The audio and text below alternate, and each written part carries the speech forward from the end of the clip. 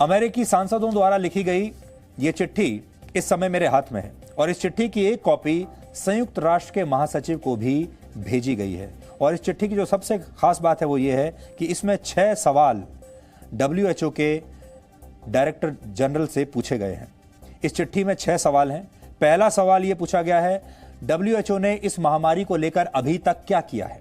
दूसरा सवाल, WHO के मानक आखिर क्या हैं और संक्रमण रोकने के लिए WHO द्वारा क्या कदम उठाए गए। तीसरा सवाल, WHO को चीन में संक्रमण की पहली जानकारी कब मिली थी। चौथा सवाल, WHO की टीम ने इसकी जांच करने के लिए चीन का दौरा कब किया। इसमें लिखा है, when did the WHO team first arrive in China to start investigating the coronavirus. पांचवां सवाल यह है कि WHO में कोरोना वायरस के संक्रमण पर नजर कौन रख रहा था और कौन कौन चीन की सरकार के साथ इस पर बात कर रहा था, कोऑर्डिनेट कर रहा था। देखिए लिखा है, who at the WHO was in charge of coordinating corona virus response with the Chinese communist party. नाम लेकर कहा है कि चाइनीज कम्युनिस्ट पार्टी से WHO में कौन कोऑर्डिनेट कर रहा था, उसका नाम हमें चाहिए। और आखिरी सवाल यह है, क्या WHO के किसी भी सदस्य को उनकी तनख्वाहों के अलावा बाहर से कोई आर्थिक मदद भी मिली थी। यह इशारा है रिश्वत की तरफ, यह इशारा है इस बात की तरफ कि क्या चीन ने WHO को कुछ और अतिरिक्त पैसा देकर उसका मुंह बंद कर दिया। क्या चीन ने WHO को खरीद लिया है, यह इशारा इस तरफ है।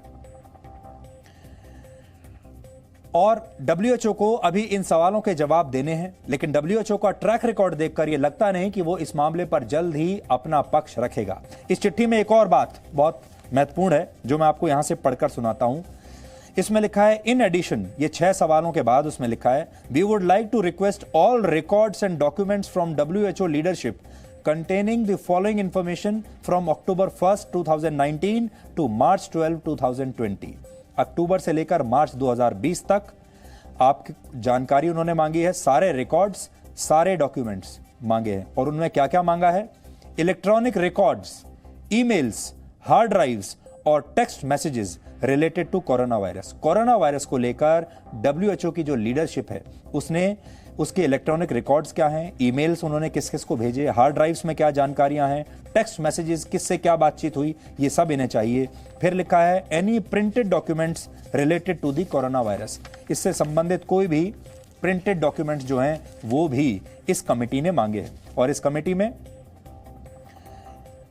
उन सारे सेनेटर्स के हस्ताक्षर हैं जिन्होंने ये चिट्ठी लिखी है, जो इस समय मेरे हाथ में आप देख सकते हैं।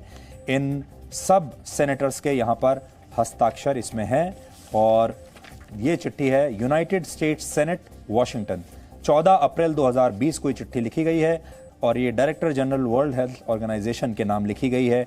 उनकी जिनेवा ऑफिस स्विट्जरलैंड का इस पे पता दिया है और सीधे उन्हीं को लिखा है, डियर डॉक्टर टेड्रोस। और फिर लिखा है कि हम आपसे ये सारे सवाल पूछना चाहते हैं। ये बहुत बड़ी बात है और WHO के लिए बहुत ही अपमानजनक स्थिति है। ये WHO की उपस्थिति 147 देशों में है। इसकी स्थापना 7 दशक पहले हुई थी और इसका मकसद दुनिया से महामारियों को हमेशा के लिए खत्म करना था। WHO को इस उद्देश्य में एक हद तक कामयाबी भी मिली है, लेकिन कोरोना वायरस को लेकर बरती गई लापरवाही अब उसकी सबसे बड़ी असफलता बन गई है। इसलिए आज हम 5 सवालों के जरिए WHO की इस असफलता को आपको समझाने की कोशिश करेंगे। पहला सवाल ये कि प्रमाण मिलने के बाद भी वायरस इंसानों से इंसानों में फैल रहा है, इसका प्रमाण मिलने के बाद भी WHO ने इसे गंभीरता से क्यों नहीं लिया।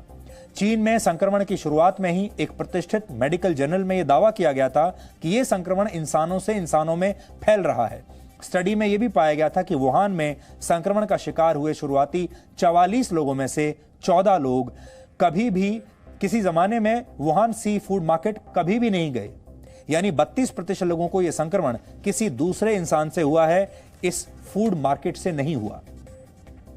अगला सवाल यह कि WHO ने लंबे समय तक इसे महामारी घोषित क्यों नहीं किया। फरवरी के अंत तक लगभग हर महाद्वीप में संक्रमण फैल चुका था, लेकिन WHO ने संक्रमण की शुरुआत के 57 दिनों के बाद यानी 11 मार्च को इसे महामारी घोषित किया। तब तक बहुत देर हो गई। इन 57 दिनों में पूरी दुनिया में 4000 से ज्यादा लोगों की मौत हो चुकी थी और 1,18,000 लोग इससे संक्रमित हो चुके थे।